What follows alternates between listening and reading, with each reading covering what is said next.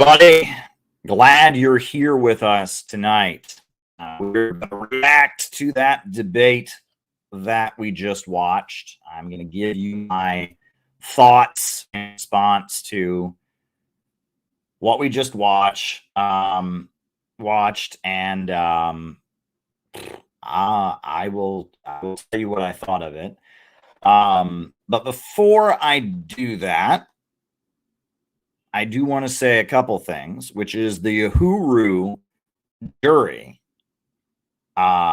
just went out. They just went out at the Uhuru trial. And if you don't know what that is, I'll be talking about that later. But the Uhuru jury just went out, which is a really case. Tucker Carlson and others have talked about it. Very, very important. Very, very important.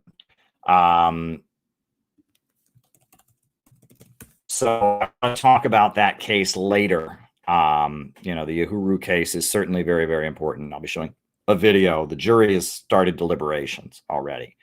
So I'll be talking about that later. But I'm going to respond to the debate that just happened. People are saying my connection is bad. People are saying my connection is bad. So why don't we put this on hold while I fix that issue? Very good. Very, very good. Hold on. We will be back.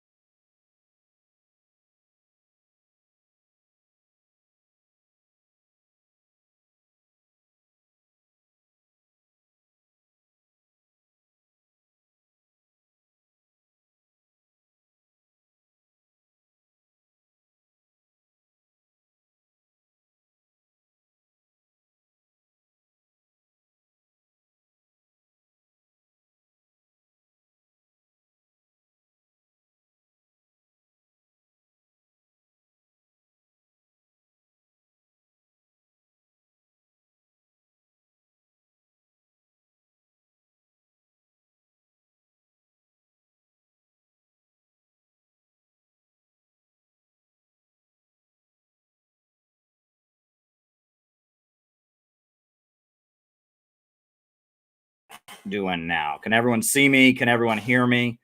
Very, very good. Had to fix this short connection issue.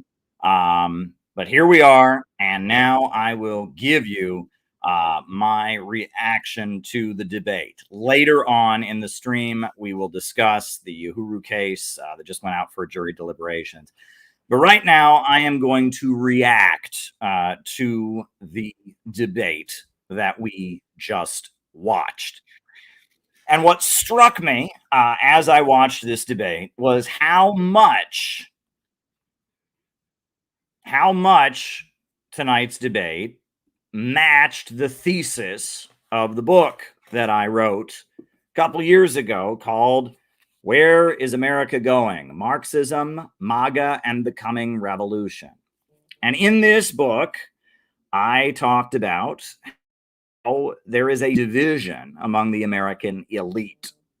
There's been a long division among the American elite between the entrenched ultra monopolies, the Eastern establishment, the Silicon Valley tech monopolies that are aligned with the oil banking elites of New England, the Rockefellers, the Carnegies, the DuPonts, the Morgans, what was referred to as the Anglo-American establishment by Carroll Quigley, what was called the Yankee faction in the great book, The Yankee and Cowboy War by Carl Oglesby, what was referred to as the British Empire by the LaRouche crowd, that monopolistic managerial wing of the American elite versus the lower levels of capital, the millionaires and billionaires that are not part of the club.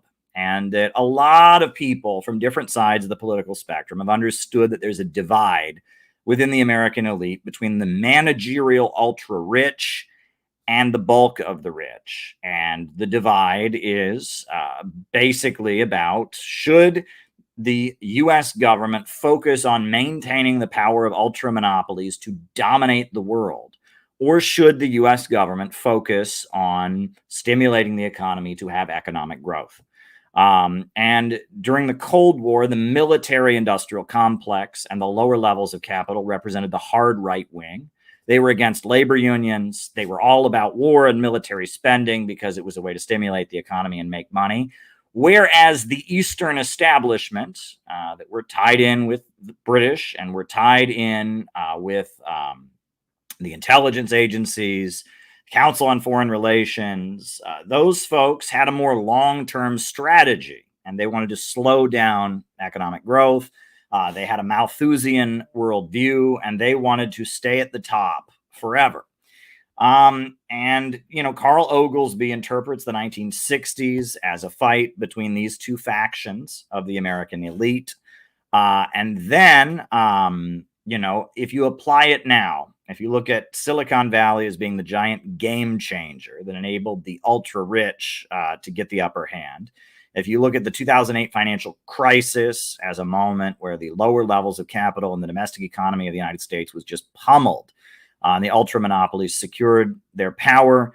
If you view Barack Obama as the return of Jimmy Carter and his policies after a long period of remission, if you view Donald Trump as representing lower levels of capital, forces within the military and others that would like to redo the Reagan Revolution and are failing in doing so because we have a different economic situation than we had in the late 70s and early 80s.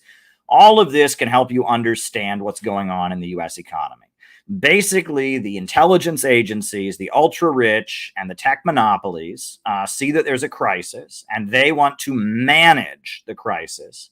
And the way they want to manage the crisis is with degrowth. They want to reduce the global population. They want to reduce consumption. They want to escalate tensions and roll back the power of Russia and China around the world. And they want to stabilize the economy with forcible degrowth. Meanwhile, the lower levels of capital just want to make money. They want to make lots of money. And maybe in the past they made it from war, but now they want to make it in other ways. And they see a crumbling infrastructure in the United States. They see a U.S. economy that's getting worse and worse. And they want to make money. So that's the thesis that I make in my book, Where is America Going?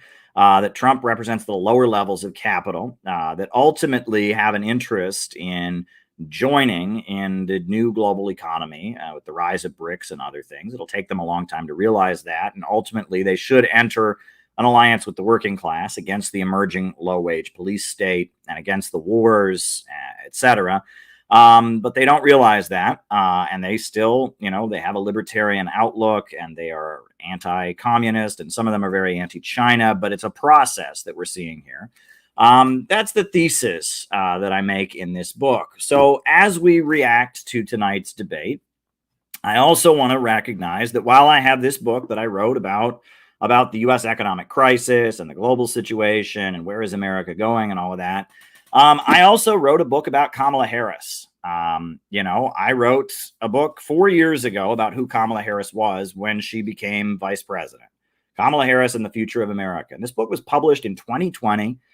And it sold a few hundred copies, got some reviews. Morning Star in the UK reviewed it. Some newspapers in India reviewed it. And then on the very day that Kamala Harris became the presidential nominee of the Democrat Party, she stepped down on Sunday, July 21st. Joe Biden stepped down. And then after that, the next day, Monday, July 22nd, Kamala Harris was named the presumptive nominee. That day, they took my book off of Amazon.com. And for 7 days, this book was unavailable on Amazon.com. And there was outrage. Max Blumenthal spoke up. InfoWars spoke up. There was outrage from Jimmy Dore, outrage from Kim Iverson, outrage from all kinds of different sectors. And as a result, my book got a huge amount of attention. I was selling it on Lulu. I was selling it on Gumroad. 7 days later, Amazon restored my book. My book about Kamala Harris and who she really is, her record as a vicious prosecutor, her relationship with her father that she doesn't talk about. It was a big moment. And it made me realize I am on Kamala Harris's shit list. I am on her enemies list. She knows about this book, so much so that it was pulled from Amazon the day she became the nominee.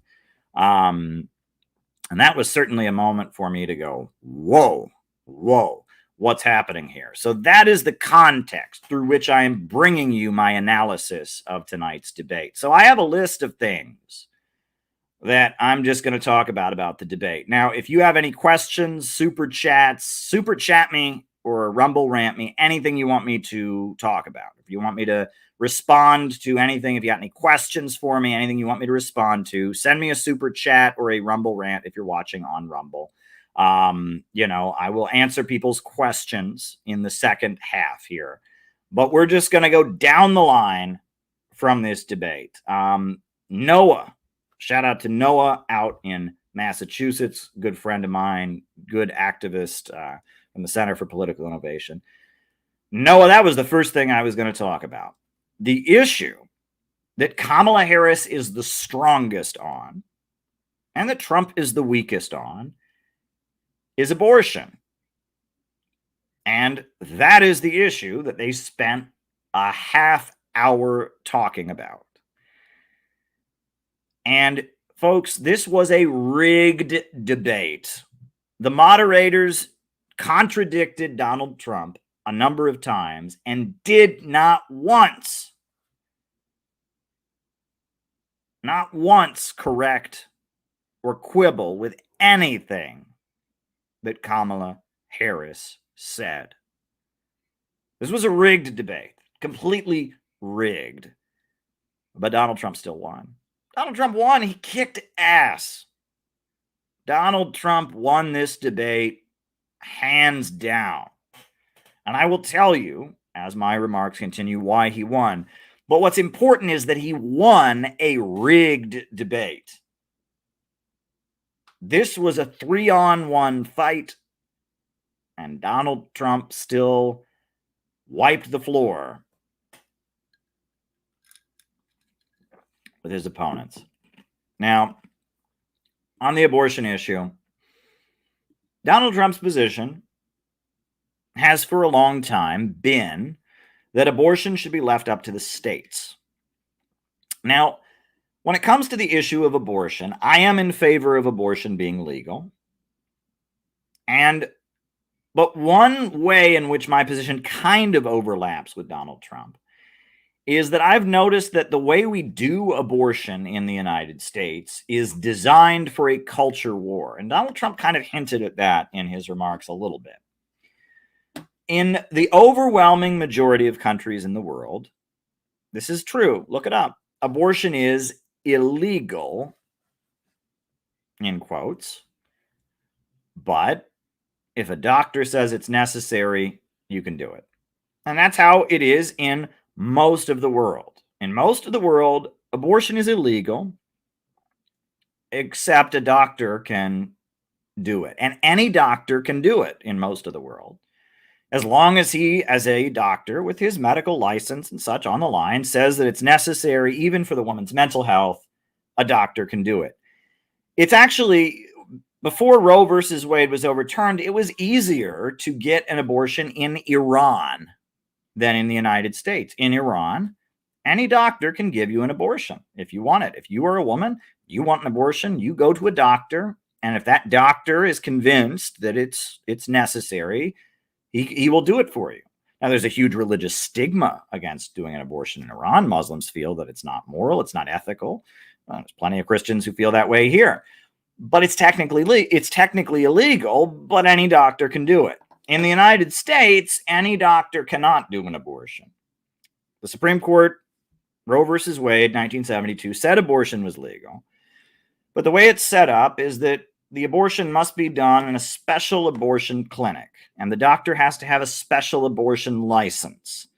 And if you look at it, the whole issue is designed for there to be a culture war around it. It is set up so that the whole issue is designed to have people at each other's throats and fighting about it. And both sides of American politics have really benefited. It used to be Republicans were more in favor of abortion. People don't realize this, but until the 1970s, because Catholics tended to be Democrats, John F. Kennedy was a Democrat, the urban political machines of New York City, Chicago, Philadelphia were Democrats. Democrats were against abortion, and it was Republicans, including Ronald Reagan, who were for abortion because they were Malthusians. They said that poor people have too many babies. Welfare mothers churn out as many babies as they possibly can to get more money from the government. So we should have abortion because there's too many inferior stock breeding, right? That was the country club, New England, old money, Rockefeller Republican position, right? That was how it was for a long time. And then with the rise of the new left in the 1960s, the new left and feminism combined with the environmentalism and the degrowth stuff being associated with leftism, suddenly it was the left that was for abortion, and it was the right, the revival of the religious right, Jerry Falwell, the moral majority, the right was against it. And that was part of the late Cold War normal of American politics. You had a fanatical, religious, Protestant revival movement, the mega churches, Jerry Falwell, Pat Robertson, neoconservative Republicans that were against abortion. And you had new left Democrats that were into the LGBT thing, that were into feminism, and were into environmental degrowthism. They were the ones that were in favor of keeping abortion legal. And the Supreme Court was on their side. And the conservatives talked about activist judges. And the left talked about women's rights. And that was generally how the abortion issue was framed. And now Roe versus Wade has been overturned. And when Roe versus Wade was overturned, I gave my analysis of why Roe versus Wade was overturned. I said that this is because it is the people in the red states that are economically suffering the most right now, that are angry the most because Trump supporters just stormed the Capitol, and that overturning Roe versus Wade is a way that the people that are feeling the most alienated from U.S. society can feel they won something. It's a victory that can be given to people in red states who are feeling the most alienated from U.S. society. At the time that Barack Obama was elected president, it was the Black community that felt the most alienated from U.S. society. The Black community, coming out of the Bush administration, coming out of Hurricane Katrina, they felt the most alienated. Barack Obama's presidency brought them back into the mainstream of American politics, away from Minister Louis Farrakhan, away from anti-imperialism, and back into the mainstream of U.S. politics. Whereas in our time, you know, yeah, in our time, hold on. In our time, it is the conservatives who are the most alienated from U.S. society. So overturning Roe versus Wade is a way to bring them back in, right? To make them feel that they've been heard, that the political establishment that's against them isn't as against them as it once was. It is a way to bring them back in to American politics. And that is very much what happened when Roe versus Wade was overturned. The problem is that the majority of Americans pretty solidly are pro-choice. Now, it's not an epic, it's not like nobody is anti-choice or anti-abortion, but it is a pretty solid majority of the American people. So giving Kamala Harris 30 minutes on that issue to grandstand and talk about women's rights and women's bodies, and that was a gift they gave to Kamala Harris. But she still lost. So it was a rigged debate, and Donald Trump still won. And that abortion 30 minutes was a huge gift to Kamala. The issue that is more important to the American people by far than abortion, that should have been the real topic of the debate, should have been the focus, that issue was the economy.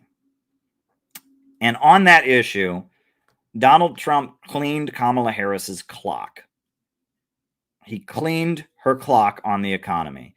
And I heard very stupid things coming out of Kamala's mouth. One of the things that she said, that it was just the most like, are you kidding me, cringe moment, is she was saying that Donald Trump wants to give tax cuts to the rich, which I'm sure he does. She was saying that, that Donald Trump's solutions are not good for working families. And then she said that, I kid you not, her plan would benefit American working people. And she knows this because it was endorsed by Goldman Sachs.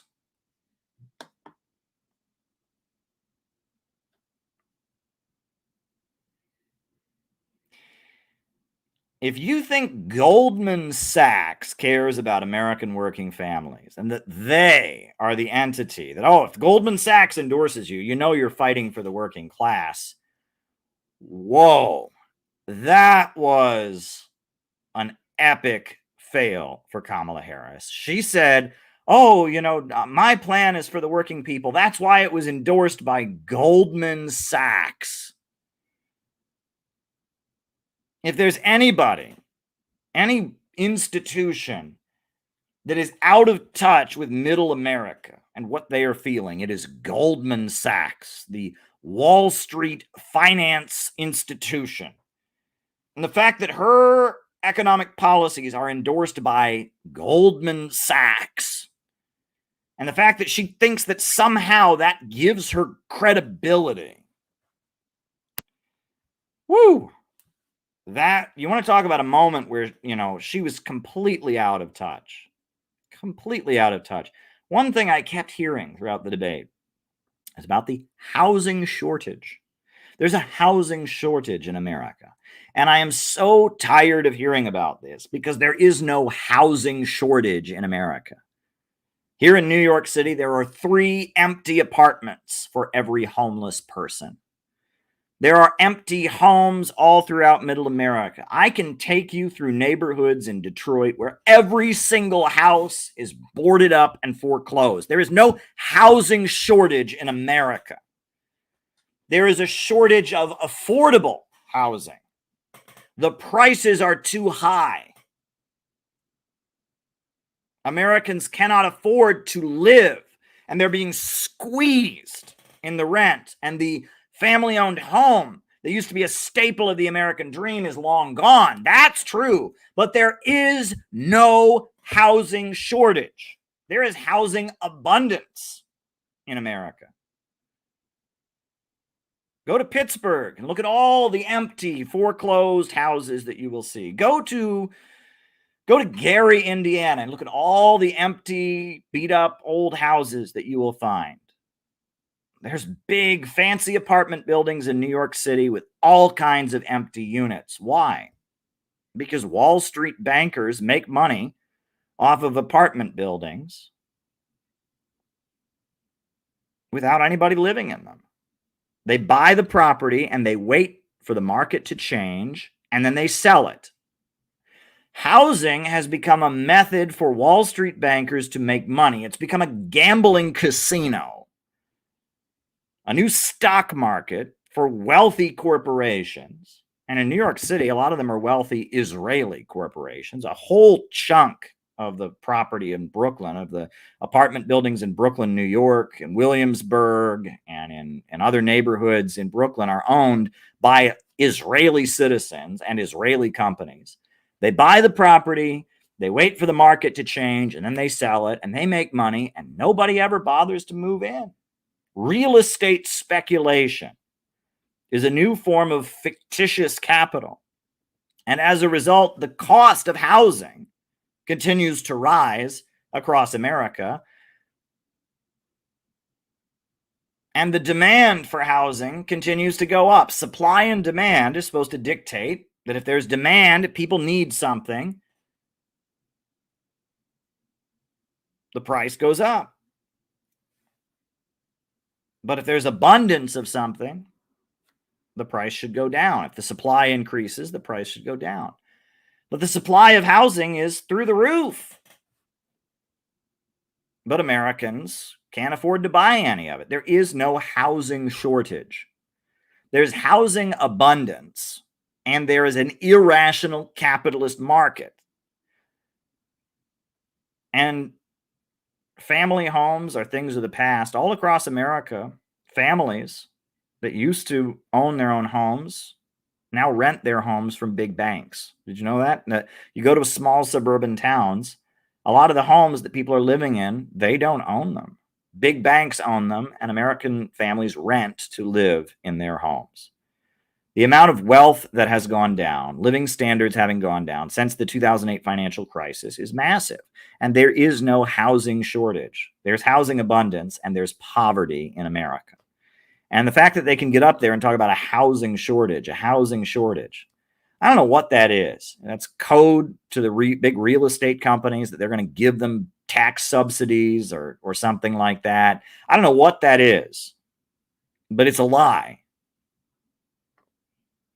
It's a lie, and it points to the reality of the capitalist economy. People are homeless all across America. There are huge homeless encampments all across America because there are too many houses. People are homeless because there are too many houses. People are hungry because there's too much food. And that's the issue.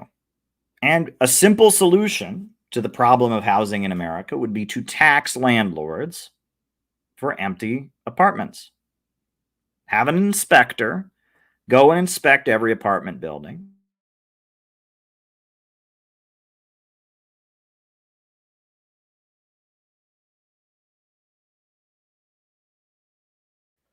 And called housing crisis, which is not caused by any shortage of housing, caused by abundance of housing, would go down, would be eliminated.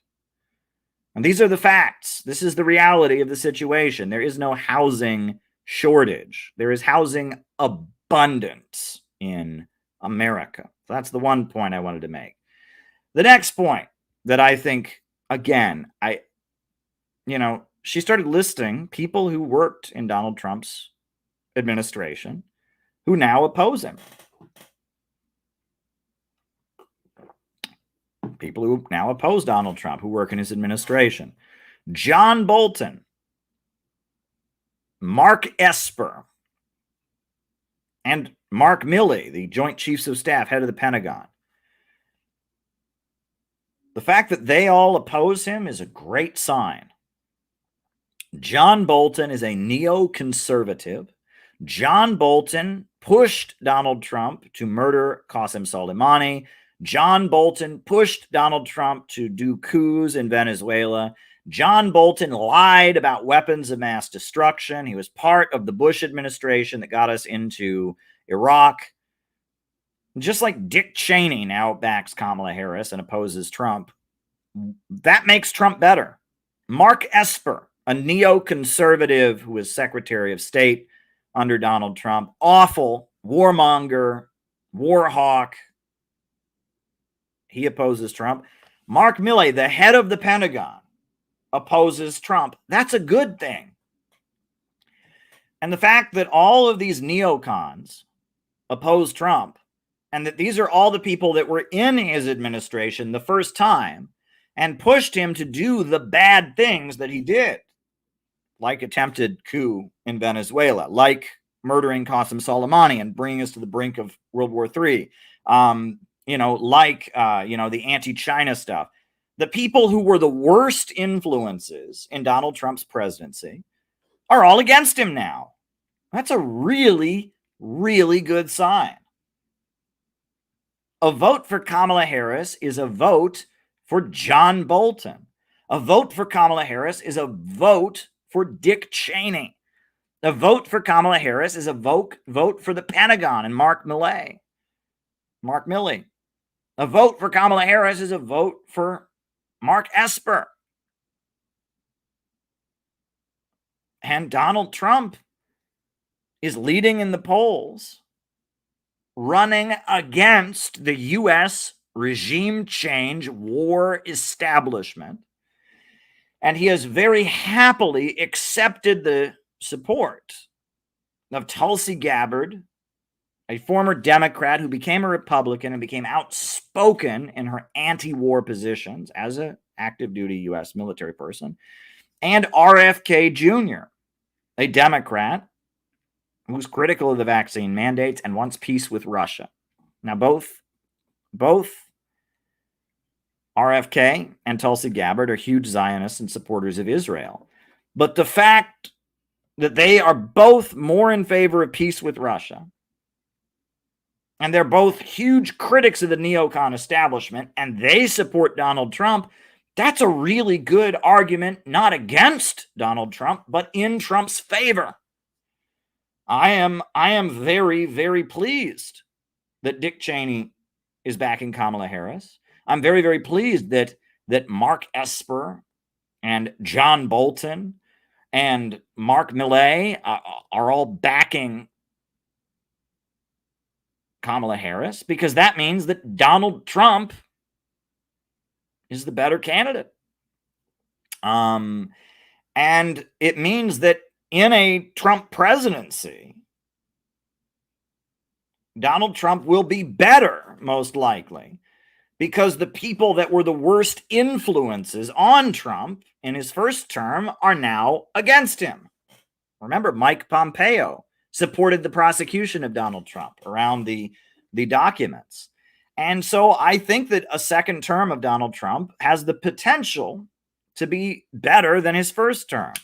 Donald Trump wasn't an amazing president. He was certainly better than Joe Biden or whoever's running the country right now. But I think there's potential for Donald Trump to be better. Now, the revelations from Anya Parampil, the reporter, the journalist, Anya Parampil, she revealed that Donald Trump wanted to meet with Nicolas Maduro. And that after his fight with Bolton, he actually wanted to start to have peace with Venezuela. Even though Donald Trump has pandered very hard to the Miami Cubans and the right wing, Donald Trump has even had even tried to pivot toward maybe negotiating with Venezuela. So all of this makes me think that Donald Trump could potentially have a much better foreign policy in his second term. There's also potential for it to be very bad, and I will certainly get to that. But the fact that Kamala Harris is saying, vote for, vote for me because Dick Cheney and John Bolton say you should. Right there, that should set off some alarm bells. Right? Now, the other thing, the next thing I wanted to get to, one thing that Donald Trump said in his remarks, he said that Joe Biden hates her. Little known secret, Joe Biden hates her. I proved this in my book. Right? I proved it. Joe Biden did everything he could to not have Kamala Harris as his VP. He named a date in which he would list a VP. He said it would be a black woman, and that date came and passed. And then he still didn't have a candidate. Then they published the speakers list at the Democratic National Convention in 2020, and Kamala Harris was on the list separately than the VP nominee. Then Kamala Harris unfollowed Joe Biden on Twitter, and then at the last minute,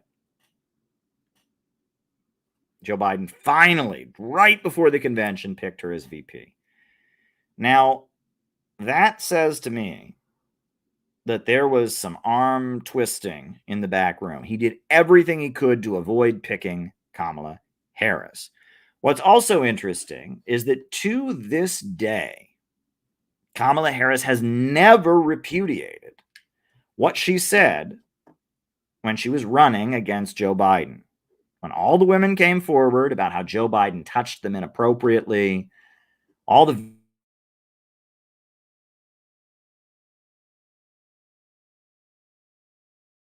assault that she endured at the hands of Joe Biden. And Kamala Harris said she believed the accusers. To this day, Kamala Harris has never repudiated that. And when she became his vice presidential nominee at the very last minute, she never took back what she said. And there was an awkward statement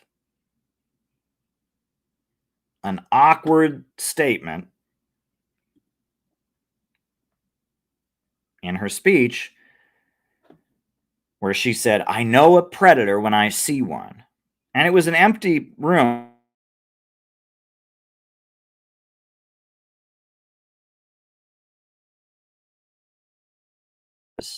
In her remarks, it was very, very odd. Very, very, very odd. Very, very odd moment in the 2020 Democratic Convention with no crowd there, where she said, "I know a predator when I see one." Joe Biden did everything he could to avoid picking Kamala Harris as his running mate. And Donald Trump knows that. And he said that, and my book documents this, right? If you go read my book, Kamala Harris and the Future of America, the book they banned from Amazon for 7 days after it had been published for 4 years.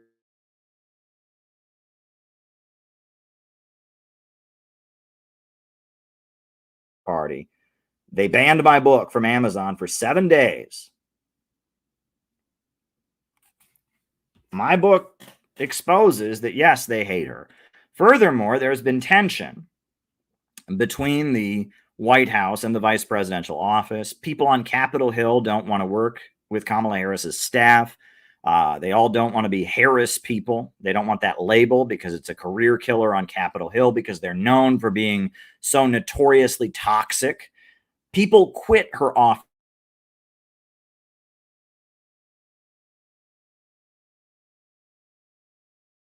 People, the fact that she will not accept prep for interviews and she verbally abuses her staff. Kamala Harris is psychologically unwell. She's unstable and she's dangerous. And I talk about why that is in my book, if you go and read it. There's a reason this book has sold like, thousands and thousands of copies. There's a reason Kamala Harris most likely had it pulled from Amazon for 7 days right after she became the nominee. My book tells you a lot about who Kamala Harris really is, and we'll continue to get to that. But I've got more to say about the debate. One moment in the debate where Donald Trump was just way off was the Nordstream pipeline. He said he stopped the Nordstream pipeline, which is true, actually. Under the Trump administration, they did a lot to block the Nordstream pipeline. But Joe Biden blew it up. Right? It finally had been constructed. And then the whole world knows that Joe Biden blew up the Nord Stream pipeline. Right? And Seymour Hersh has revealed this. Everyone knows that it was the United States of America that blew up the Nord Stream pipeline. So first of all, why is it any of America's business if Germany wants to buy natural gas from Russia? That's between Russia and Germany. It has nothing to do with the United States. So blocking it is not some great noble act. It's, being a shill for the natural gas companies, right? It makes a lot of sense for Germans to buy natural gas from Russia. It's right near them rather than from America on the other side of the Atlantic Ocean. But on top of that, I mean, look, if you think getting rid of the Nord Stream pipeline is a good thing to do, well, Joe Biden blew the damn thing up. So, I think it was an awful thing to do. It was an environmental disaster, all kinds of pollution. It was an act of terrorism, right? If you blow up a natural gas pipeline. Look, if you and I went out for a drink at a bar and we came up with a plan to blow up a natural gas pipeline, we never actually did anything. We just talked about it. That could land us in prison for decades. That would be conspiracy to commit an act of terrorism under federal law. And all they'd have to prove is that you and me talked about blowing up a natural gas pipeline, blowing up a piece of critical energy infrastructure. It is terrorism to blow up a natural gas pipeline, to conspire to do it. But the U.S. government did it. And the result was a disaster for the environment. The result was losing, billions of dollars for Germany. I mean, it was an attack not just on Russia, but also on the Germans, who are supposed to be NATO allies of the United States. And it was an awful thing. And it wasn't good, but I mean, if you want to talk about who got rid of the Nord Stream pipeline, that was all Biden. So Trump trying to make that out like, I'm sorry, but when it comes to destroying the Nord Stream 2 pipeline, which was a bad thing, it was very clearly Biden who's got a better record on that. He blew it up. But it's a bad thing to do. It's none of America's business. Germany can buy natural gas from whoever they want. Russia can sell natural gas to whoever they want. So that part of the debate was, whatever.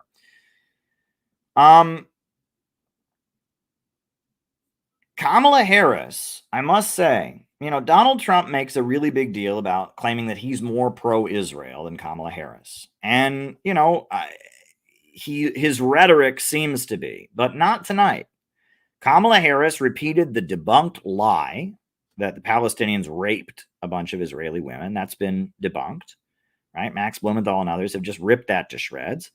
Kamala Harris said that 1,200 Israelis were killed on October 7th. Well, it looks like a number of the Israelis who were killed were actually killed by the Israeli military. We don't know exactly the numbers, but it wasn't 1,200 total that were all killed by the Palestinians. Maybe it was an event that the Palestinians caused, but it looks like a number of the Israelis on October 7th died actually at the hands of the Israeli military itself. And the rape thing wasn't true. But, Kamala Harris made it overwhelmingly clear tonight that she is pro-Israel. She said she has always been pro-Israel. And on this YouTube channel, I did an interview with someone who has been a pro-Palestine activist in the Bay Area for decades, since the 1990s. Paul something. What was his name? Paul. Paul. What was his name? I interviewed him on this channel. Paul something. I will pull it up. And I will actually link you the interview. And he talked about how Kamala Harris isn't just pro-Israel. She's an Israeli creation. She was basically created by Israel. Paul LaRudy is his name. And he talked about how Kamala Harris, when she was first the district attorney in San Francisco, she went on an all expenses paid trip to Israel. And after that, her national career blew up. Interview with Paul LaRudy. You can watch this interview where Paul LaRudy explains that it's Israel that made Kamala Harris into a famous politician. She's been going on all expenses paid trips to Israel for decades. Ever since she was just a local political hack in San Francisco, and they have blown her up, and they have made her an asset. Kamala Harris is an asset of the Mossad, right? And I mean, her husband is an AIPAC guy. I mean, he's literally an American Israeli Political Action Committee activist, right? She's married to an AIPAC guy. She's been going to Israel for years. And, the idea is that Muslims are supposed to vote for her because she might do a ceasefire. Well, she could do a ceasefire right now because she's running the country. Joe Biden is not running the country. Joe Biden is a senior citizen. Joe Biden, they basically threatened him. It's now been revealed they threatened him with the 25th Amendment to make sure that he didn't run again. He doesn't have the power. He's not really running the country. And Kamala Harris, is an Israeli creation. And if she wanted a ceasefire, she could do it. And she's panicking right now because if they're going to win Michigan and Wisconsin and Minneapolis or Minnesota and Illinois, they're going to need Muslim votes. And Muslims should not vote for Kamala Harris. They shouldn't. They shouldn't vote for her. That's not to say Trump is a friend of the Palestinians. He moved the U.S. Embassy to Jerusalem. But Donald Trump wants to be remembered as a good guy in history. That is Donald Trump's motivation. Kamala Harris is an Israeli functionary. She is an Israeli creation. She's an Israeli functionary. Donald Trump is more likely to deviate from what Israel wants than Kamala Harris ever is. Kamala Harris knows to throw a bone to the Muslims in her speeches. Donald Trump, on the other hand, is thinking, how am I going to be remembered by history? How am I going to be famous? How am I going to be remembered by history? And he's more likely to do something good for the Palestinians. Now, it's possible he could do something very bad for the Palestinians, but how can it get worse? I mean, you think about it. But the idea that we should vote for Kamala Harris in order to bring about a ceasefire, she could do it right now. And she's not, because she's a shill for Israel. And the idea that we should vote for Kamala Harris in November, because maybe when she becomes president in January, then maybe no, don't fall for it. Don't fall for it. Donald Trump had it absolutely right. And he said, why hasn't she done it? All these things she's promising to do.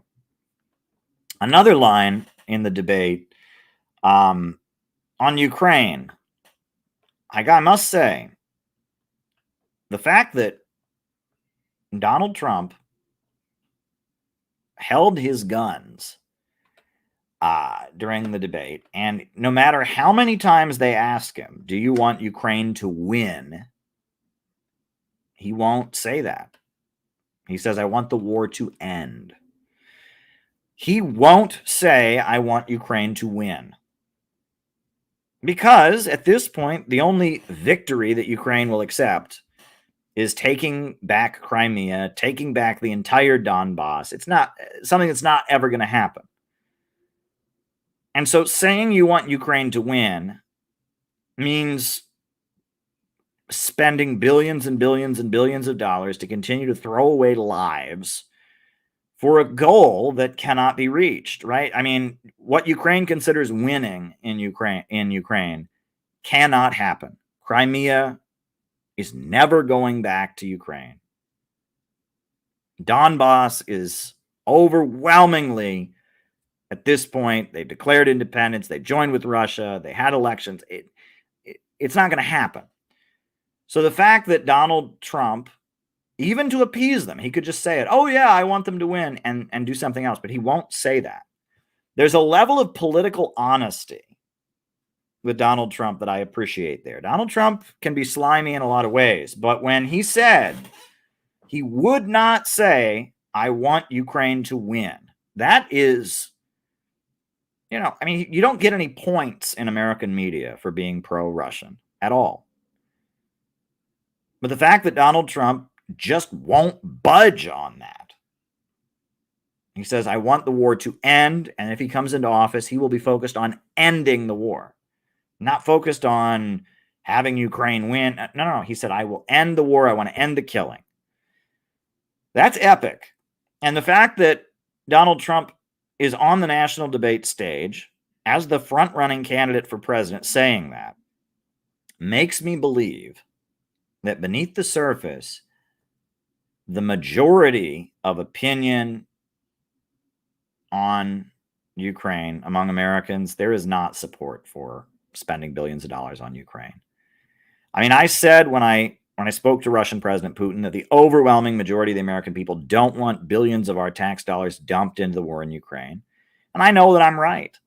Polls show the American people do not want to continue this. And that while mainstream media, they all just jump all over each other to attack people as being pro-Putin and all of that, the American people do not want to continue sending weapons to Ukraine overwhelmingly. The fact that Donald Trump doesn't feel a need to just appease them, say, oh yeah, I want Ukraine to win. He's stuck to his guns on that.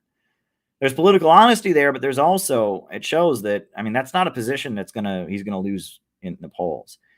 The Ukraine enthusiasm, the Ukrainian flags, the chest pounding, and all of that is manufactured and fake. The American people are not wanting billions of their taxpayer money to go to Ukraine, while at the same time, the country's falling apart internally. Infrastructure is falling apart. Another thing in the debate that was interesting. So Kamala Harris, she tried to take on Donald Trump's positions on a couple issues. It was weird. One thing she said is that Donald Trump sent computer chips to China so that they could develop their military. Now, that is such a distortion of what's actually going on there. China wants to make their own computer chips. China does not want to import computer chips from the United States. And the U.S. government is doing everything it can to prevent China from manufacturing its own computer chips and to force China to continue importing computer chips from the United States. There are laws that the U.S. Congress has tried to pass to tell China that they can't build a factory in China to make computer chips that won't even be for export in China. The U.S. government has gone all out to try and prevent China from making its own computer chips. So when Kamala Harris is up there saying he sold computer chips to China, that's what everybody in the U.S. government is trying to do. They're trying to prevent China from making their own computer chips. So she's just completely distorting the debate there, and it's almost condescending. She's trying to appeal to Trumpers' ignorance. She has this image in her head of a dumb Trumper guy. Oh, he sent computer chips to China. Oh, that's bad. Them Chinese are going to use them computer chips to make up their military and kill Americans with their nuclear bombs. Oh, I'm gonna vote for Kamala Harris. I don't want you. Why give computer chips to me in my neighborhood? Don't give them to China. I mean, it's like she thinks Trump supporters are stupid. That's what I took from that. Because if you look at the computer chips issue, the whole issue is that America wants to have a monopoly on chips. It wants China to have to buy its chips from America. And it wants to prevent China from making its own chips. And so when she's up there and he sold them to China, it's like, that's what the American tech giants want. That's what all the anti-China people want. That's what everybody wants. They want to make sure China doesn't make their own. And she thinks Trump supporters are stupid. Now, when she said that she's a gun owner and that Tim Walz is also a gun owner, that put a smile on my face because I don't believe it. I mean, maybe she bought a gun for the sake of the election and she's going to do a photo shoot with one. I don't think she's really a gun owner. But I can guarantee you that as the vice president, the Secret Service guys who guard her, they all have guns. And that even when she was in the U.S. Senate, I'm sure that all the people protecting her home and protecting her in Capitol Hill, they all had guns. And that gun control, many people have pointed out, rich people and politicians that support taking away everyone else's guns always want to have guys with guns around them to protect them. And it's always a matter of, rules for thee and not for me, right? Rules for me and guns for me and not for thee, right? They don't want working class people to have guns. They don't want poor people to have guns. They especially don't want black people to have guns. Bernie Sanders was really blatant. Guns in Chicago and guns in New York are very different than guns in Vermont. That's right. In Vermont, it's only white people. And in New York and in Chicago, they have black people. I mean, that was pretty blatant when Bernie Sanders was running around. Guns in Chicago and guns in Philadelphia are not the same as guns in Vermont. I mean, it was really blatant. And if you look at the history of gun control in America, it's racist. The first gun law that was ever passed in American history was in Louisiana. And it said that if you had ever been a slave, you could not own a gun. That was the very first gun law in American history. Before Louisiana even, fully became a state, one of the first laws they passed is if you are a slave and you get your freedom, you can't get a gun. And there was no gun control in American history until the Black Panthers showed up. And once the Black Panthers showed up, suddenly they started passing gun control legislation. Gun control legislation in America is largely about taking guns away from black people, overwhelmingly. That is just a fact, right? And you should never want to strengthen the American imperialist state to take away anyone's freedom, right? And the same goes for hate speech laws, right? All kinds of people spent the entire 4 years of Trump's presidency and even afterwards saying we need to ban Republican organizations. The Freedom Road Socialist Organization went around Florida and it went around Alabama and Georgia and all these states trying to get Republican organizations banned from college campuses for being racist, and they got their nerdy members to be like, I've got these screenshots. It was on my Discord server. One of the people in the club one time said something racist and transphobic, so they should be banned from the campus. They shouldn't be allowed to be on the campus. They should all get expelled because I got the screenshots. And yes, I do. I got the screenshots. This organization, Freedom Road Socialist Organization, full of nerds, full of woke nerds, was running around their college campuses trying to make it illegal to have a conservative organization on the campus because it's racist. And so, and in a lot of cases, they were very successful. They got the campus to pass a rule, no racist organization can exist on the campus. And what happened? The Palestine protests started up.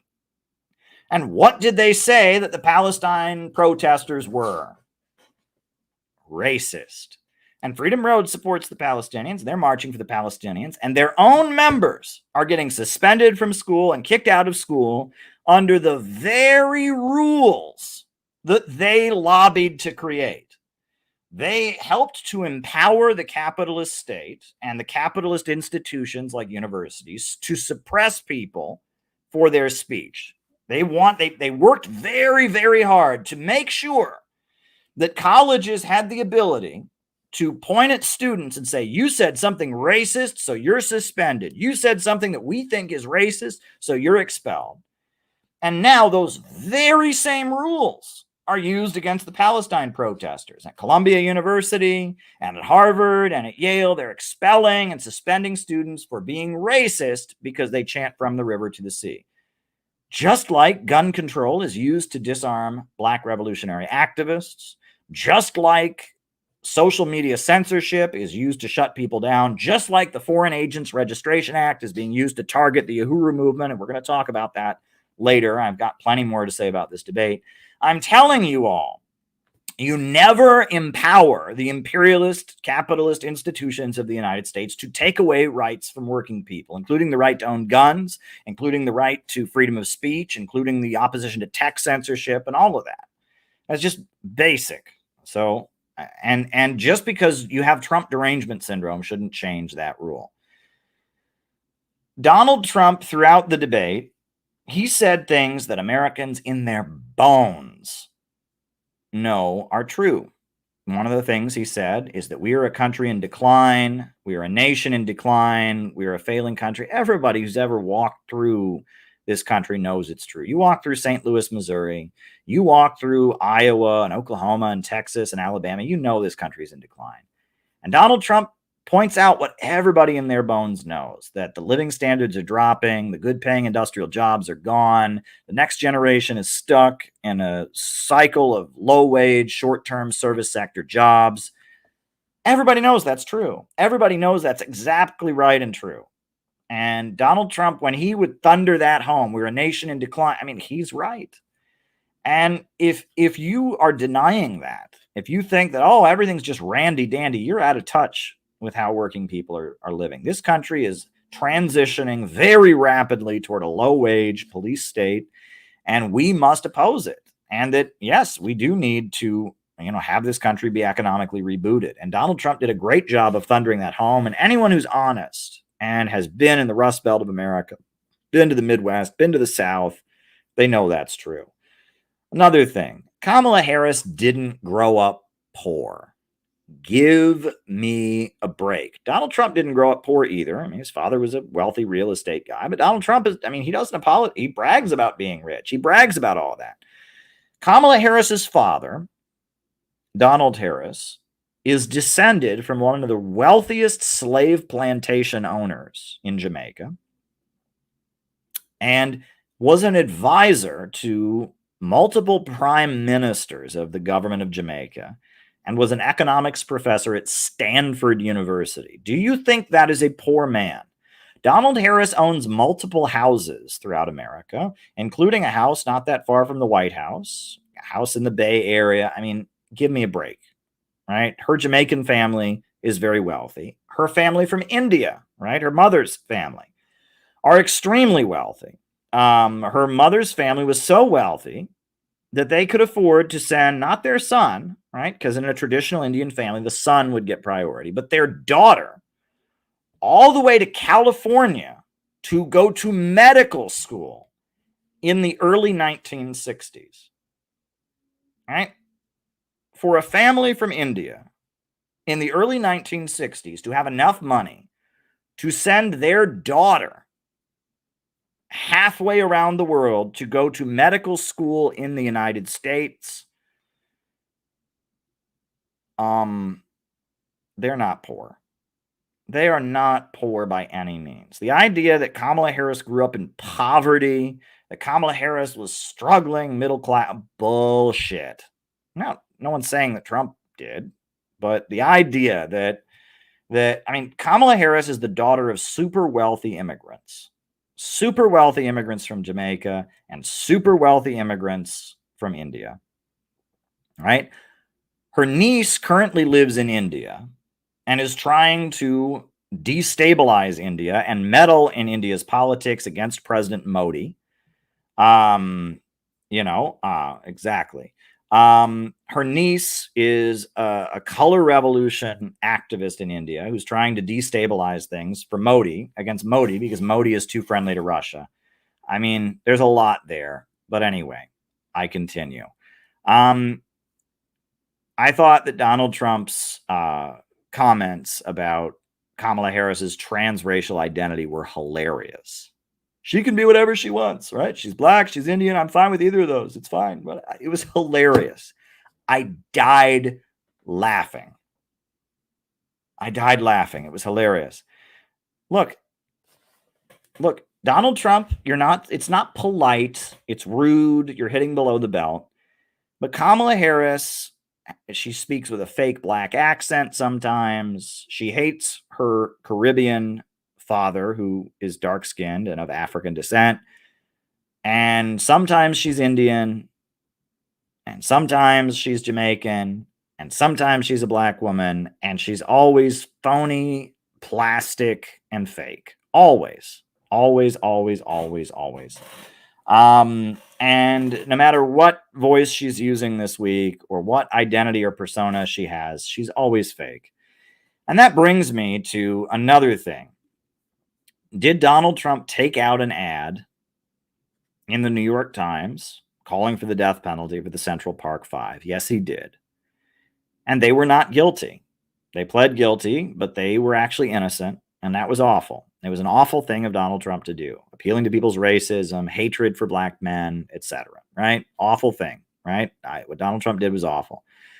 Kamala Harris, on the other hand, actually tried to kill someone named Kevin Cooper. She didn't take an ad out. She was the prosecutor, the state attorney general in California. Kevin Cooper was hours away from getting the death penalty. And she tried to block DNA evidence so that she could fry a bastard. And the governor of California overruled her, and DNA evidence was acquired, and the execution was stopped. So Donald Trump may have taken out an ad calling for something that didn't happen, giving his opinion on something. But Kamala Harris actually tried to kill an innocent man. Kamala Harris numerous times in the debate talked about being a prosecutor during the debate. And the story of who Kamala Harris is as a prosecutor, which I document in my book, which was banned, which you can watch right here. Kamala Harris was a prosecutor in the state, in the Bay Area and in the state of California. And she did reprehensible, evil things, like covering up that drug labs were turning over false positive results. And over 1,000 people were in jail serving sentences and had their cases dismissed when it was revealed that she'd covered up drug labs. Kamala Harris was a prosecutor. And this is who Kamala Harris was as a prosecutor.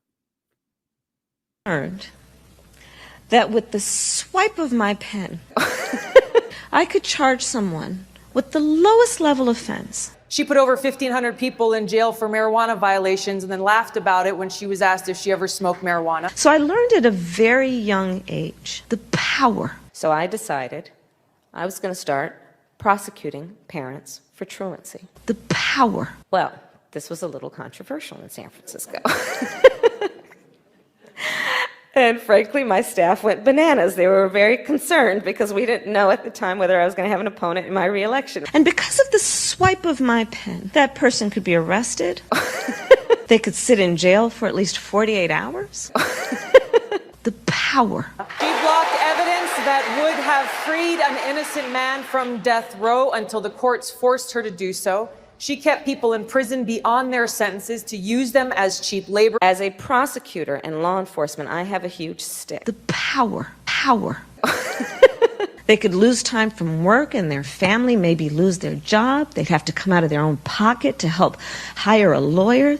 They'd lose standing in their community. All because of the swipe of my pen. Usually the job comes with a badge. The power. And there is often an artistic rendering of said badge on your stationery. And I have a huge stick. The power. The power. Weeks later, I could dismiss the charges, but their life would forever be changed. And I have a huge stick. So I learned at a very young age the power. Held up the letter, said if you don't go to school, Kamala's going to put you and me in jail. The power. Yes, we achieved intended effect. The power. Weeks later, I could dismiss the charges, but their life would forever be changed. And I have a huge stick. When you were in a position to make a difference and an impact in these people's lives, you did not. And worse yet, in the case of those who were on death row, innocent people, you actually blocked evidence from being revealed that would have freed them until you were forced to do so. There is no excuse for that. And the people who suffered under your reign as prosecutor, you owe them an apology. Kamala Harris is an evil person, right? Tweet this clip out. The world needs to know. And Donald Trump isn't going to say it because Donald Trump thinks she's, soft on crime or defund the police or whatever. He's confused. This is who Kamala Harris really is. And the world needs to see this. Kamala Harris has no moral compass whatsoever. And they have vetted her. And she has absolutely no concern for how her actions affect other people. She was ready to kill an innocent man named Kevin Cooper. She is evil, and she has no qualms about harming other people. Just a couple other things I wanted to talk about. Bad hand gestures. Kamala Harris's staff, they spent a long time prepping for the debate, and they did awful. The hand gestures that she practiced, right? When Donald Trump mentioned her father, she went, the facial expressions, the hand gestures, cringe. Horrible debate prep. At one point in Kamala Harris's closing remarks, she got this look on her face like, I'm saying something so profound. We're not going back. You know, I mean, I'm sure she heard like the epic music in the movie coming up. You know, it was the epic we're not going back, but it was just epic fail. Like, it was, give me a break. Reminds me of Hillary Clinton's nomination when she wore that white costume out there and she was accepting the nomination. It's like they all have this like fantasy that they're like in they're going to be on a monument someday, right? They're going to remember that moment where I said we won't go back, and no, they're not going to remember that. It was an epic fail, fake like a Hollywood audition. You got it right. And Donald Trump in his closing remarks, when he said, "Why hasn't she done it? Why hasn't she done it?" Boom, he got her. He got her. And what Donald Trump said about World War III, every politician should be saying that, right? They are inching us closer and closer to an all-out confrontation with the anti-imperialist countries, with an all-out war with Russia and China and Iran and Venezuela and North Korea, all of them. And Donald Trump is saying World War III is coming if these people, I mean, the fact that he says that. Look, Donald Trump said a lot of things tonight I don't agree with. He said Putin killed millions of people. That's not the case, right? That is absolutely not the case. Russia did everything they could to avoid this conflict and all of that. Trump, you know, said about Iran, you know, and about Israel. And Trump said a lot of things I disagree with. And there's a good chance that if Trump wins, he could do a lot of bad things as president. I still personally view Donald Trump as the lesser of two evils. I view him as that. And I know who Kamala Harris is, and I've known for so long, and I felt an obligation to tell the world about who Kamala Harris was 4 years ago when I wrote this book. You know, and I am warning you all about who Kamala Harris is. I've been beating the drum about who Kamala Harris really is for the longest time. And I hope that what I'm telling you can sway you about how dangerous Kamala Harris really is.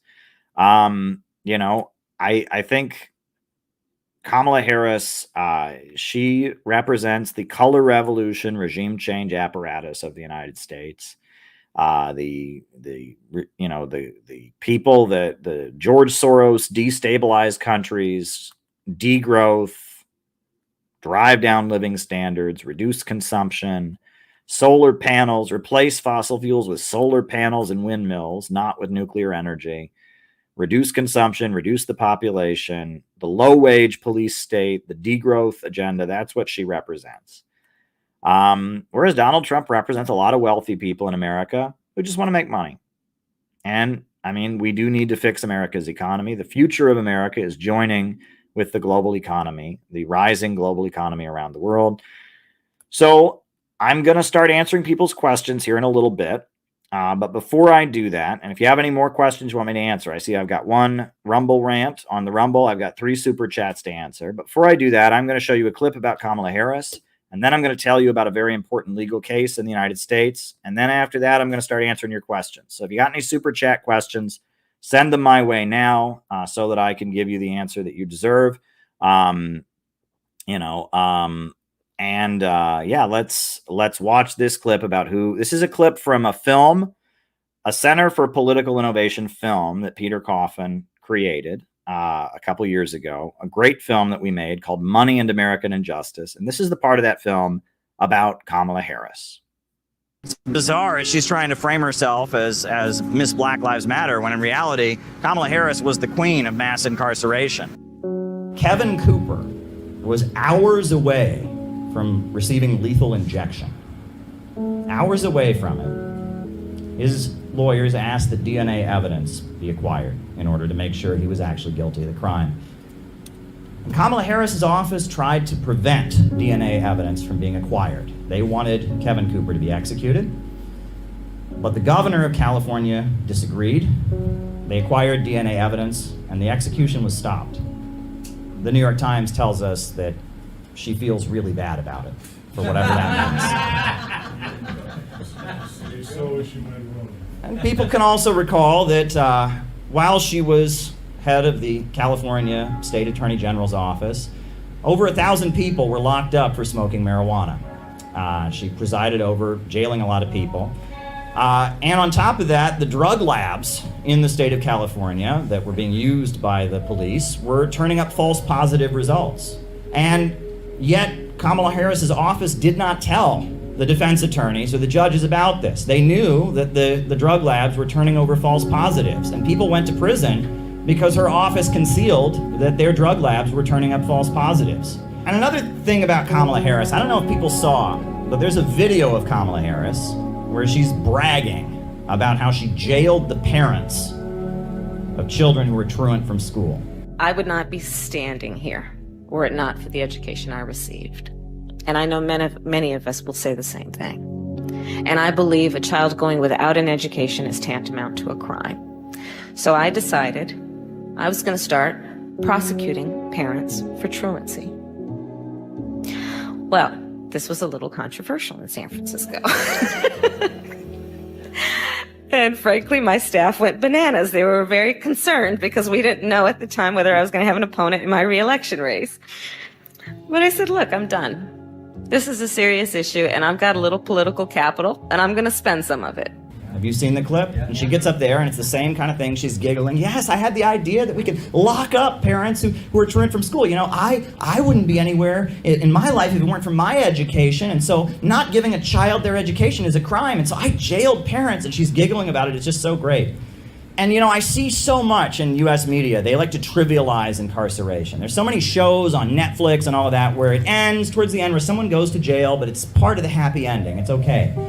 And they don't seem to realize what that means. You know, when one member of a family, when a father or a mother goes to prison, or a brother or a sister, it hurts the entire family. And when Kamala Harris is up there giggling about, I locked up these parents because their kids weren't in school. Yeah, kids need to be in school. If kids aren't getting to school, it's a problem. But the worst thing you could do is then throw their parents in jail. That's not going to help the situation in any conceivable way. But when she's joking about it, and she's laughing about it, Kamala Harris, she says, what did she say? She said, well, I wouldn't be anywhere if it wasn't for my education. It's about her. The big line when she was calling out Joe Biden, when she was trying to contend with Joe Biden in the presidential election, what did she shout at Joe Biden? She shouted, "That little girl was me!" You know, there was a little girl in California who was part of the second class to integrate her public schools. And she was bused to school every day. And that little girl was me. And then her campaign started churning out T-shirts with the face of 10-year-old Kamala Harris on them. Do you remember this? Yes. It's almost like she wants us to vote for her because she was once a 10-year-old child. I mean, that's what it sounds like. What's particularly interesting is, you remember when Barack Obama was running for president. We knew everything about Barack Obama. We knew all about Barack Obama's pastor. We knew about Barack Obama's father from Kenya. We knew the school he went to in Indonesia. But Kamala Harris, barely anybody knows anything about Kamala Harris. Well, Kamala Harris's mother, who's now deceased, was from India, was a cancer researcher. And Kamala Harris's father, Donald Harris, was a Marxist economist and is a Marxist economist, a professor at Stanford University. He was an advisor to the government of Michael Manley in Jamaica. And he and Kamala are estranged from one another. He did not attend Kamala's inauguration as vice president. They're not on good speaking terms. But the more you look at it, it's very clear that Kamala Harris sees herself as a victim. The way Kamala Harris speaks, the world has been unfair to her. And she blames Donald Harris for that to some degree or other. We don't know why. We also, there's rumors, we don't really know what happened when she was in Quebec. We just know she never talks about the years that she spent in Quebec. But Kamala Harris thinks that she is a victim. And she wants the whole world to know that that little girl was her. And she wants vengeance. And she wants to make people pay. And she wanted to make Kevin Cooper pay. And she wanted to make those parents pay. That's what leftism is if it's stripped of economics. If it's stripped of class struggle, if it's stripped of a desire to have the people rise up and control the means of production, if it's just anger, if it's just revenge, it's just a call for destruction, a call for rebellion, that's what Kamala Harris is. Kamala Harris, she's very much a guillotine meme. That's what she is. It's the glorification of punishment, a desire for revenge, a desire for destruction. And that if you look at the history of socialism around the world, the strength of socialism wasn't the guillotines, it wasn't the firing squads, it wasn't the persecution. That's not what people remember the strength of socialism being. They just did a poll. 75% of Russians say that the Soviet Union was the best time in their history, but they're not thinking that because of executions. This was from a PBS documentary. They interviewed a woman named Tatiana Fedorova. Stalin set a task. Build this or build that. And thanks to the fact that people trusted him and this enthusiasm of young people, it was possible. Remember, this was a country where people were illiterate, lived in virtual darkness, wore birch bark shoes. Even now, I think it's like something out of a fairy tale. How was it possible at one of the most difficult times to raise these great construction sites? It was only possible through the unity of the people and the love of the people for their idol. And the reason Stalin remains wildly popular in Russia, it's not because he executed people, it's because he mobilized them to build that country up from nothing. This was a country... He built some of the world's largest power plants, he wiped out illiteracy, and he built a modern industrial country. He raised millions of people up out of poverty. And then they fought off the Nazi invaders, and then they rebuilt the country again, and a few years later they were the first country in outer space.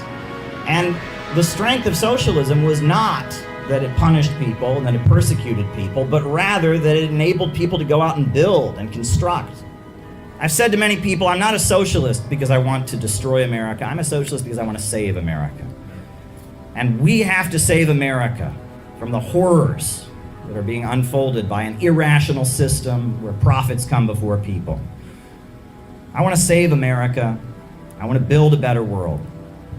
If all the apparatus they've created for destroying people, for imprisoning people, for breaking people psychologically, could be utilized to build and to construct, the popular power were put in control of the means of production and control of the state apparatus in the United States, we could build something very, very beautiful.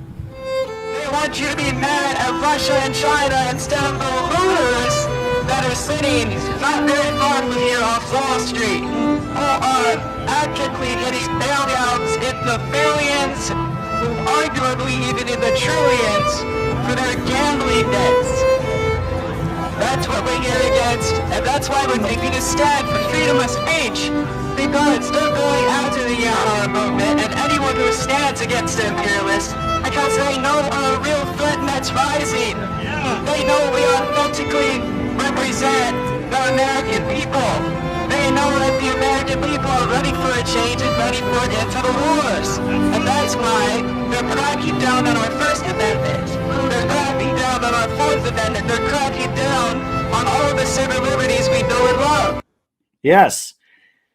Now, that speaker in the clip, and shout out to you if you're watching, he referenced the Uhuru case. And that's another case that's also covered in that same film. And the trial began. It began last Monday. And from what I understand, the jury just went into deliberation. So there should be a verdict in the next few days, probably, in the Uhuru case. And that's why it was so infuriating to me watching this debate, hearing Donald Trump being accused by Kamala Harris of, oh, he's going to prosecute his opposition. That's what Kamala Harris is doing. That's what the Biden administration is already doing. The Biden administration has already, at this point, jailed hundreds of Trump supporters around January 6th. They have charged Donald Trump for political reasons. Now they've got a video in which a DOJ guy admits it was politically motivated. But they're also targeting socialists and targeting black revolutionary activists also. And I was in Florida and I saw the beautiful building that Chairman O'Malley built. And I met the Uhuru Three, Jesse Neville, Penny Hess, and Chairman O'Malley. They could all go to jail for 15 years if they're convicted. Right? The trial, the jury just went out for deliberations. It's going to be over soon.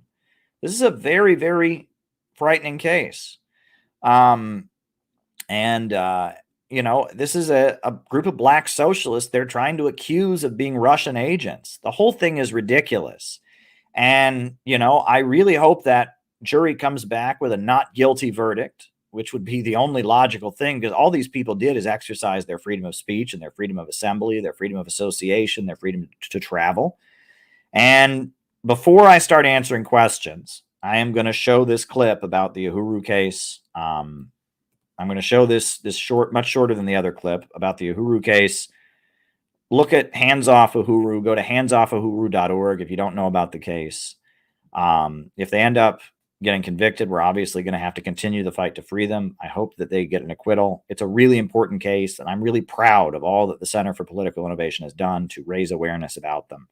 Here we go. After the rioting was done, U.S. media kind of forgot about those communities. Well, Uhuru, they went out there because they saw black and brown people like themselves that were out there protesting and rioting, and they stayed there. And they've been there since 2014, providing services in the community, giving these young people in the community something constructive to do, not just go out and break shit to raise awareness about the conditions they're in, but ways to actually feed people and serve the community. And they've been there in St. Louis since 2014 doing constructive work.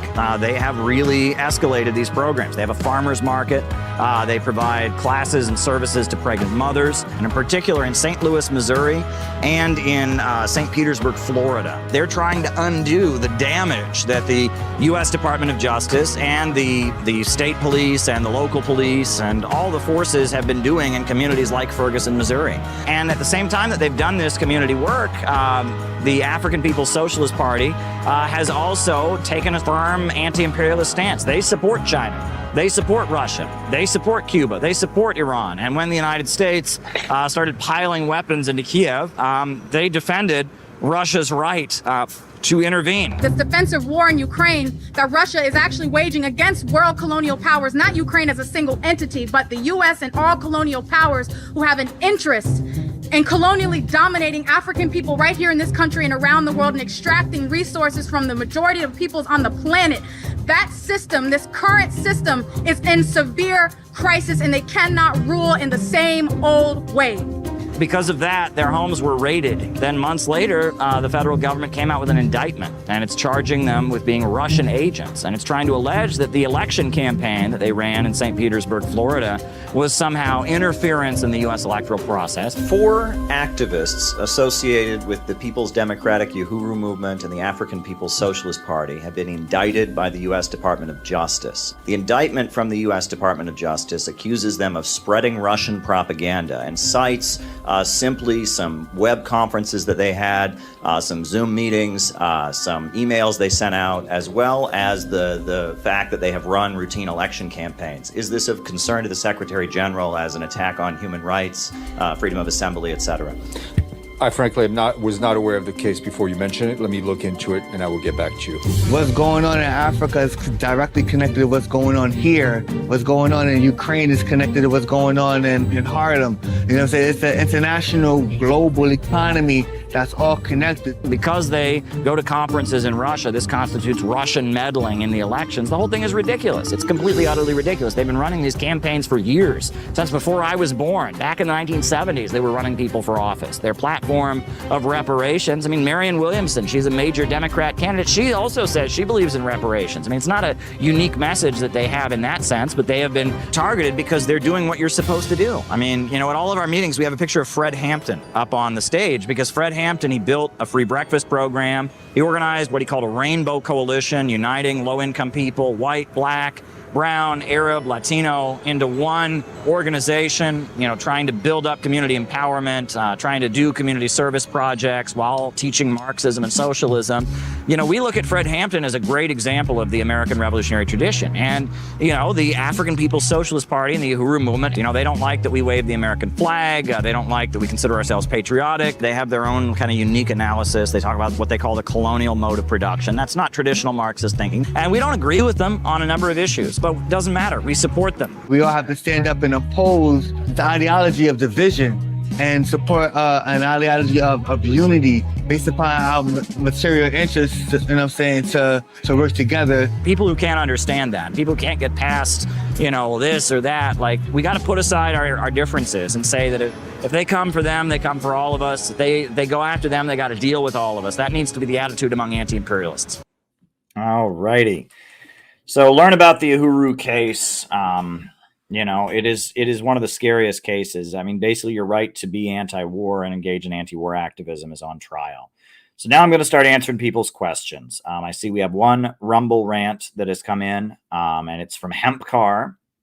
And he says, what are your thoughts about Trump saying he'd bankrupt Iran? Awful, obviously, right? And, when Donald Trump was president, he ripped up the Iran nuclear deal. He murdered Qasem Soleimani. What he did to Marzia Hashemi.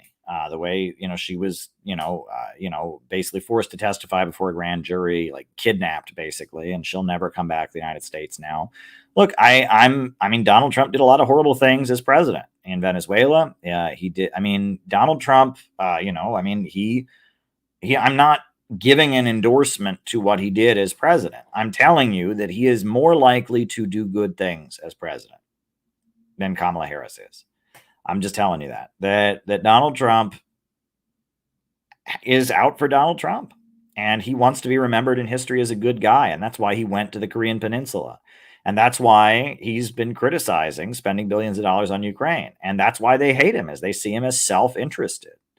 There's this whole narrative among conservatives that somehow, Joe Biden is responsible for October 7th because he arranged for South Korea to unfreeze some of Iran's money. And they say he gave this money to Iran. The whole thing is ridiculous. And Donald Trump, there's a big chunk of his base that are ultra-Zionists, big chunk of his donors. And I'm not thrilled about that. There's a lot of things that Trump said about immigration I didn't agree about tonight.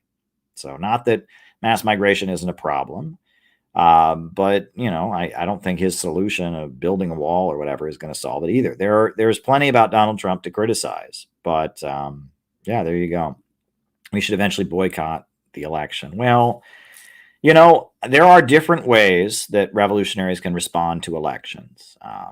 They can run their own candidates as a way to raise awareness. They can join a mass campaign. They can, endorse one of the candidates, or in a revolutionary situation where you have a dual government structure, you can boycott an election. There are different, it should be viewed as a tactic, right? For a lot of people, the only time they ever think about politics is during an election. So if you don't say anything about an election, if your position is just, we need to overthrow the system, you're not going to speak to those people. And we should find ways to talk about the elections in which we make people aware about anti-imperialism and about the class struggle, etc.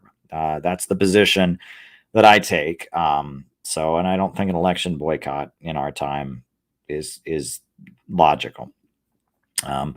Why did Soviet computers were behind the ones made in the West? Was it the blockade or something? Well, the Soviet Union was actually pretty good in computers. In 1981, they developed their own home computer system. They just didn't have the resources to develop it.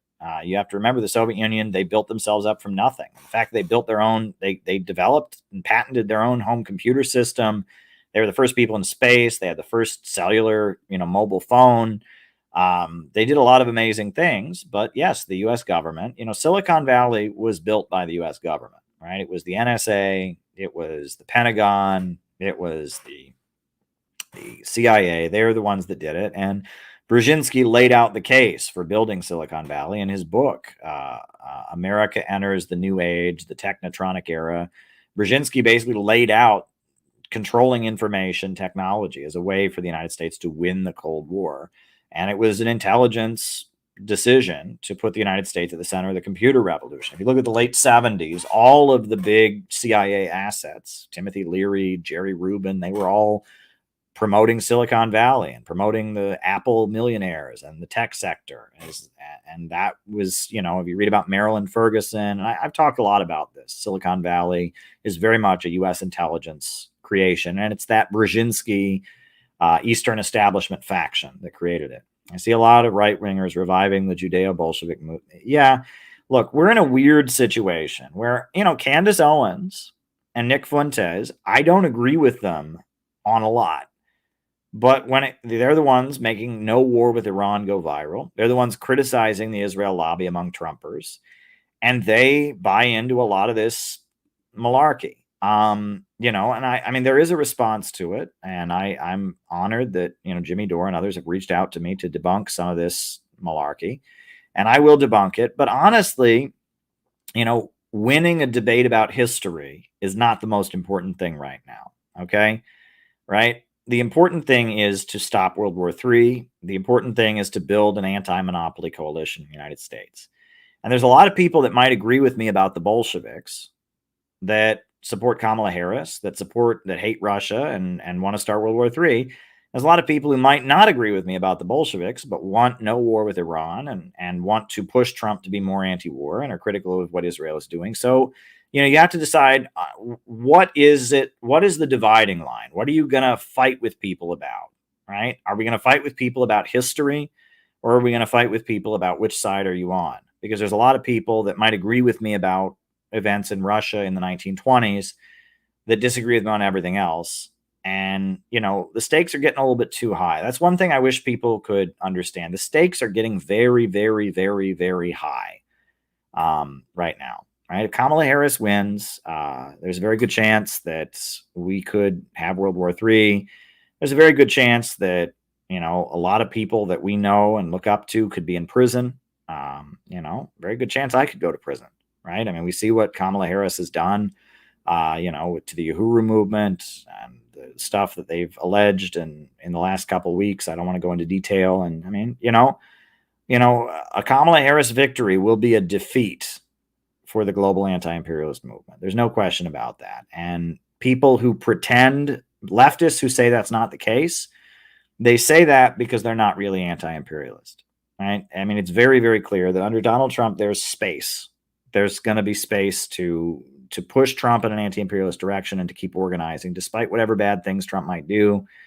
And, you know, and it's very clear that under Kamala Harris, we're going toward degrowth, we're going toward a low-wage police state, and we're going toward mass political repression in World War III.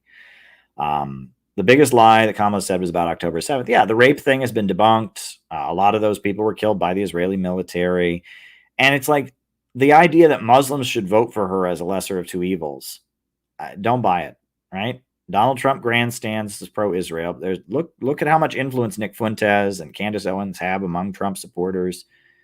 Meanwhile, Kamala Harris, if she wanted a ceasefire, she could make one happen right now because she's basically already president, and everybody knows that. So don't fall into the trap of thinking, oh, if we just vote for Kamala Harris, she'll do something good for the Palestinians. Donald Trump is more likely to do something good for the Palestinians than Kamala is. And that's not saying much for Trump, because Trump is very pro-Israel, and there's a very good chance Trump would not do anything for the Palestinians. There's more of a chance of Trump doing it than Kamala, which is, I mean, it's still not much of a chance. But look, Israel dominates American politics. Americans are sick of it. A lot of people, even within the American government apparatus, are sick of it. But that's how it is. I mean, you know, Israel and its allies and the institutions that back Israel and see how Israel is useful as a puppet of imperialism, and Israel's own apparatus and its own, you know, center of gravity and orbit. Between the pro-imperialist elements that are aligned with Israel and Israel's own center of gravity and orbit, Israel dominates American politics from all sides. And that's just something I'm glad many Americans are realizing that and waking up about it. So there we go. Trump tried out-hawking Kamala on Russia and Israel. Not on Russia. Not on Russia. He said he wanted to end the war in Ukraine. He wouldn't say he wanted Ukraine to win. On Israel, yeah, of course. He accused Kamala of being anti-Israel. And, you know, I mean, it's a mess. And Kamala tried to anti-China Trump by just like completely distorting the computer chips thing and saying, oh my God, he sold chips to China. It's like, that's the point. And I talked about that earlier. So there's a lot of distortions all around. I mean, that debate was a display of ignorance in a lot of ways, right? But Donald Trump said the truth about the U.S. economy. Donald Trump warned about the danger of World War III. Donald Trump came across as a more sincere actor. He said what Americans know in their bones is true. And Kamala, did a lot of rehearsed hand gestures. Some of the stuff was just weird. What was she talking about? Hannibal Lecter at rallies and people are leaving because they're bored. And I mean, it was weird. Some of the stuff Kamala Harris said, it was like lines that she'd clearly rehearsed with her campaign team that were just weird. Just weird.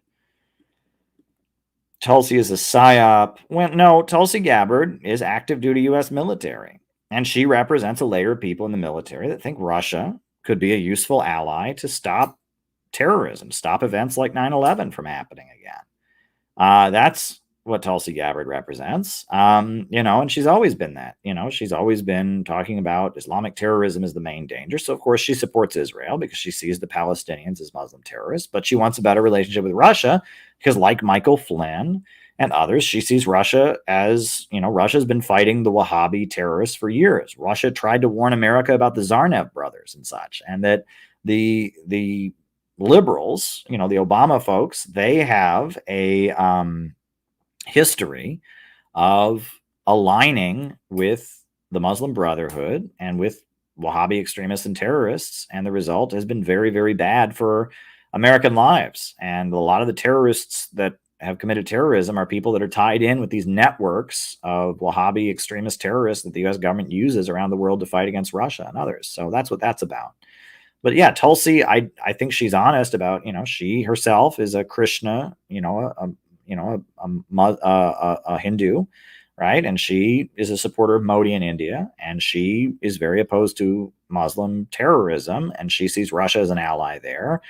And she's also, not pro-Palestine. She supports Israel, and she's tied to people in India who support Israel. It's complicated, right? You have to understand, not everyone's going to agree with us necessarily.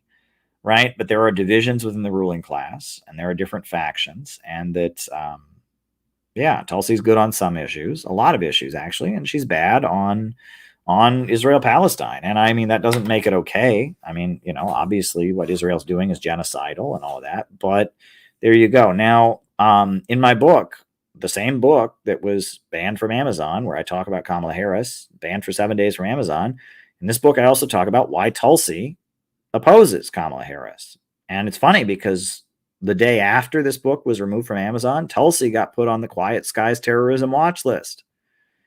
That makes sense also. And Tulsi delivered an epic political knockout to Kamala Harris and destroyed her presidential campaign in 2020. And there's a reason for that. Read my book. There's a reason they don't want you to read this book, right? But no, my analysis remains the same, right?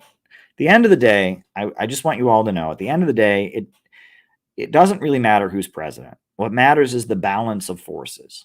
We need to build an anti-imperialist movement. We need people all throughout this country to get involved in anti-imperialist politics. We need to ultimately build an anti-monopoly coalition and put forward an economic plan to reboot this country and break this country out of imperialism with a new economic system. And we need to build a movement. And there's nothing short of that is an answer. And I wish that was an easy solution. I wish I could just tell you, if we all just go and vote for candidate X, it's going to work. No, it's about the balance of forces. We need to build a movement. We need to build an anti-imperialist movement. The reason that great reforms were won during the Roosevelt years is because the Communist Party, a great anti-imperialist organization, had millions of people that supported it and hundreds of thousands of members. And as a result, they were able to push Roosevelt into an alliance with the Soviet Union to defeat the Nazis, to pass Social Security and the Wagner Act to protect unions. It's about the balance of forces. We need to build an anti-imperialist mass movement. So I would encourage you all to join the Center for Political Innovation, cpiusa.org. We are an anti-imperialist organization. Every morning we have morning messages. Got to go schedule the one for tomorrow before I go to bed here. We have morning messages. Join the Center for Political Innovation, right? Because we need to build a mass movement. I mean, we're going to have to see how this election goes. I certainly hope Kamala loses. I hope Trump wins, despite all the problems with Trump. I think he's clearly the better candidate. I think he won the debate tonight. So on that note, I'm going to put on the closing music. Yeah, I'll be back. New upsurge in the struggle against U.S. imperialism is now emerging throughout the world. Ever since World War II, U.S. imperialism and its followers have been continuously launching wars of aggression. But the people of various countries have been continuously waging revolutionary wars to defeat their aggression. While the danger of a new world war still exists, and the people of all countries must get prepared, revolution is the main trend in the world today.